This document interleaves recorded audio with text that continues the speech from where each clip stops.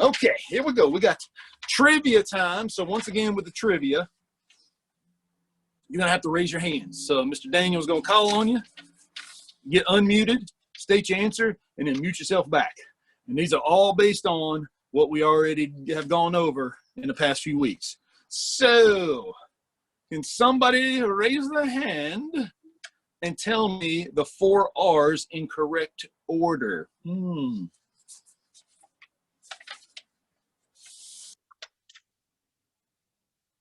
I'm going to be super impressed with somebody if they get this one. The 4 R's in correct order. Let's see here. Is it Robin?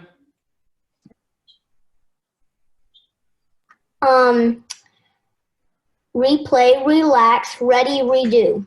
Boom! Oh, awesome answer. Great job. Perfect order. And how did you remember that? Play-Doh.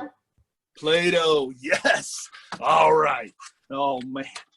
I love it. Somebody's paying attention out there. I like it. Okay. Does somebody know the 3 tips for having fun? So you're starting to learn something new. What are the 3 tips for having fun, especially when you're starting something new, that are going to help you learn it?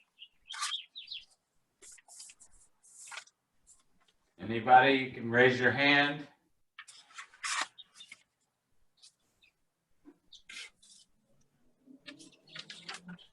I had a little thing called doctor's office battery ?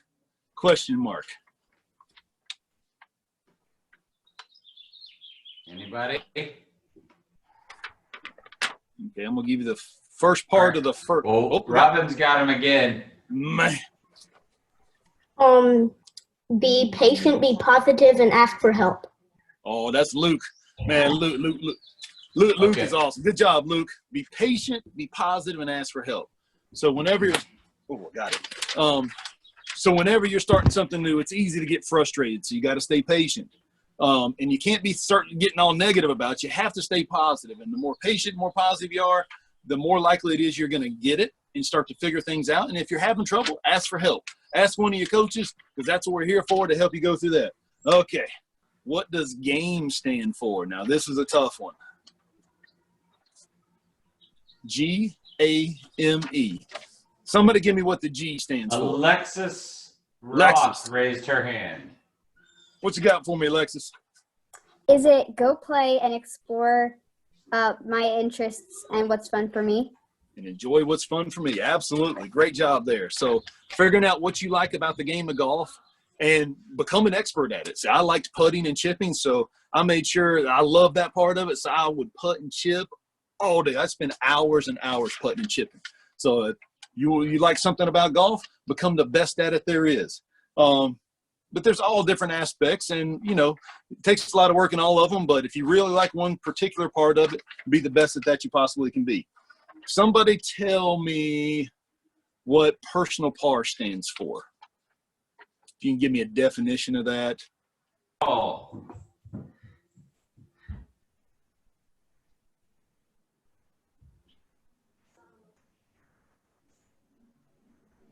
All right. Anybody else? Did somebody raise their hand?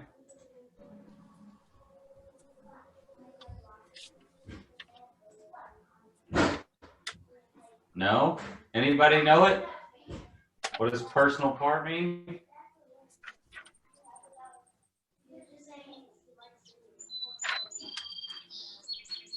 No? Is it Isabella? Isabella. Oh.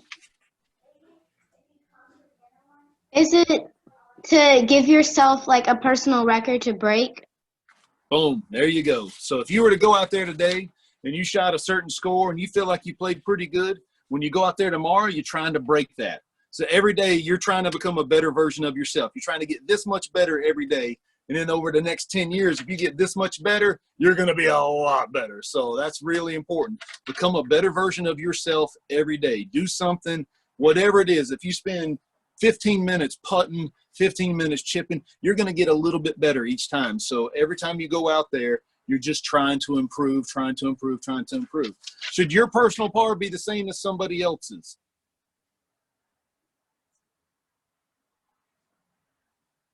Anybody?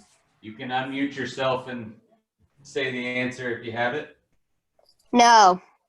That's correct. Everybody is different. Everybody is at different levels, different rates, different heights, different strengths. So if somebody is, you know, super strong, hits it really far, super athletic, you may not be able to compete with them right now, but that's their deal. You worry about you. You become a better version of you. You work on your game. You go at your pace. And later on in life, I guarantee you'll probably be beating that person because you worried about you. If you're so worried about somebody else and what they're doing, it makes it hard for you to improve and work on you. So really, really good there. Let's see if I got another one here. Ooh, can somebody – now this is going to be this. I need a good answer here. Can somebody tell me how they respect the rules when you're at the first tee?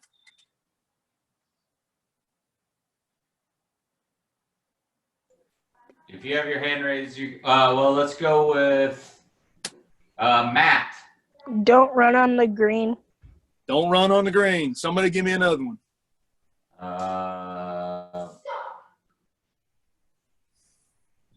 Rohill. Make sure you actually like keep your score correctly and don't like try to cheat. Say that one more time. Keep your score correctly and don't try to cheat. There you go. Don't cheat. Yeah, we don't ever want to cheat. You know, your score is what your score is. So, you know, if you went out there and you had a 20 on a hole, you had a 20 on the hole. Write down 20 and move on because I guarantee you can get better than that. Your personal par can improve pretty quick on that. So I remember when I first started playing, I had a 14 on one hole.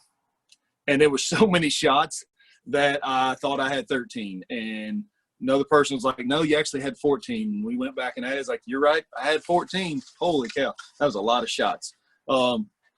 It happens, you know. We happen. So every time we hit good shots, we hit bad shots. Somebody tell me, give me an example how they're respecting the rules while they're at home right now during the lockdown. Alexis, do you have something? You had raised your hand. I was going to say respect the equipment. Yes. But now give me one for home. What are you doing at home to respect the rules? Play fairly with your family members and take care of your clubs and things like that. Okay, good. Hey, now's a good time to go out there. If you do have clubs, wash your grips. So if you go to the kitchen and under the sink and stuff, there's some dish soap in there like Dawn dish detergent. You take that, some warm soapy waters, and you scrub your grips really good. Your hands produce oil. And the oil gets on your grips and it makes them slick. So if you get in there and you scrub them really good, it'll feel like you got brand new grips right now. So there's a big tip for you. I used to wash my grips all the time because I never wore a glove all through high school and college golf. So I had to keep my grips nice and clean. So I literally once a week, I was scrubbing them down, making sure they were super tacky. But that's a great thing for you. Scrub your grips, keep them new and fresh. Replacing grips is expensive. If you have 13 clubs and a putter, you like your putter grip, you don't change that, but typically you've got 13 other clubs. On average, it's going to cost you from $8 to $10 to re-grip your clubs. So that's why you want to keep your grips in great shape because next thing you know, it's costing you upwards of $100 to $130 just to replace the grips on your clubs. So a little tip for you there, you can save a little bit of money. All right. So going back to a little bit of recap there. Confidence. Hey, Coach B, Jackson had raised his hand as well. All right, Jackson, hit me with something.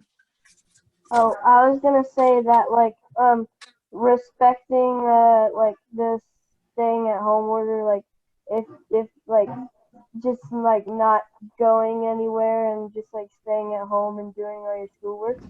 Yes, respecting all those rules that are out there right now, like stay home and stay safe. And for me, I'm trying to stay sane too. So, you know, I get a little kooky sometimes. But we want to make sure that everybody's staying home and staying safe.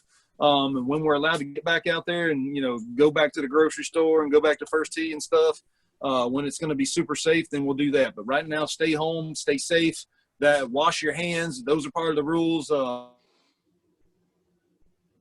take care of yourself and take care of your guys that are old enough to be responsible for those kind of things. And, you know, taking care of your family is important. So great answer there. I really like that. I want an example of, since the core value today is confidence. A, tell me something you're confident in, and why are you confident in it?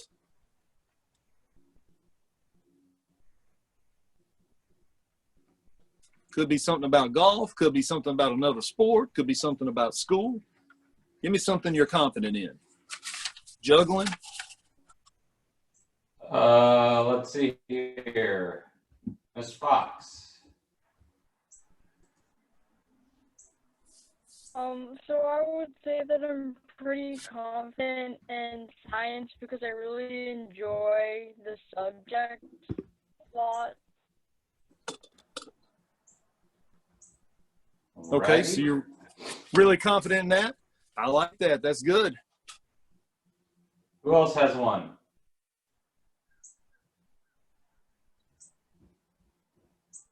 I feel like I'm confident at eating. I feel like I can eat faster than anybody else out there.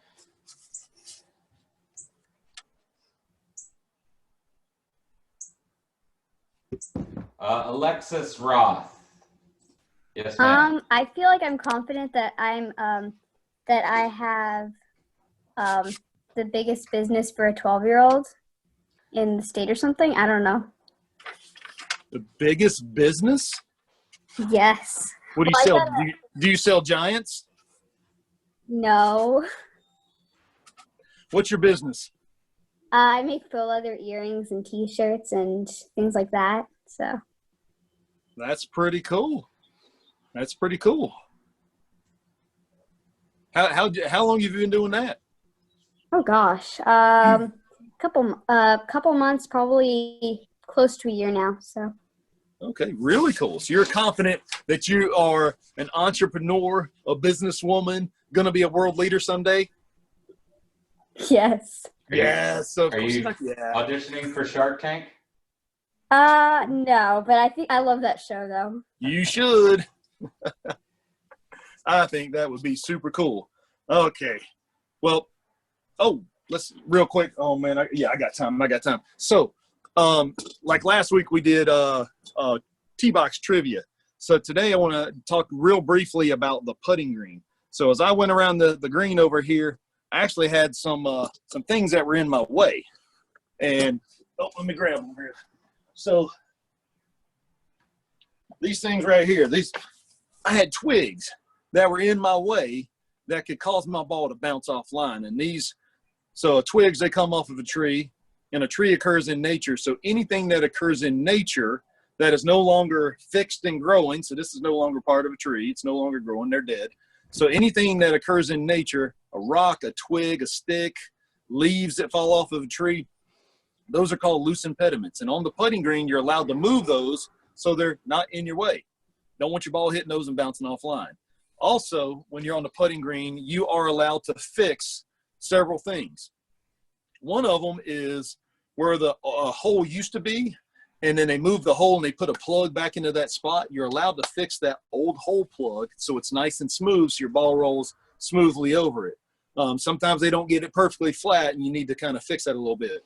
You can fix the pitch mark where the ball flies in, hits the green, and makes a dent. You're allowed to fix that so you can roll a putt right over that nice and smooth. And also, you can fix spike marks. It used to be that you were not allowed to fix those on the putting green, but now you can. So if somebody kind of scruff their feet along the ground like that, you can fix that so your ball will be allowed to roll nice and smooth. It used to be they had metal spikes on the bottom of shoes, and some of the tour players still use them.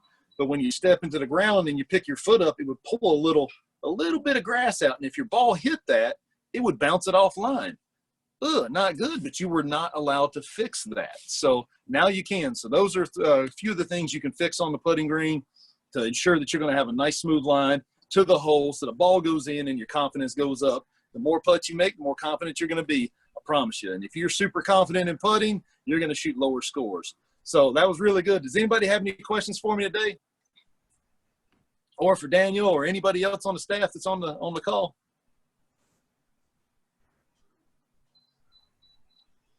Well, thank you guys so much for being with us today.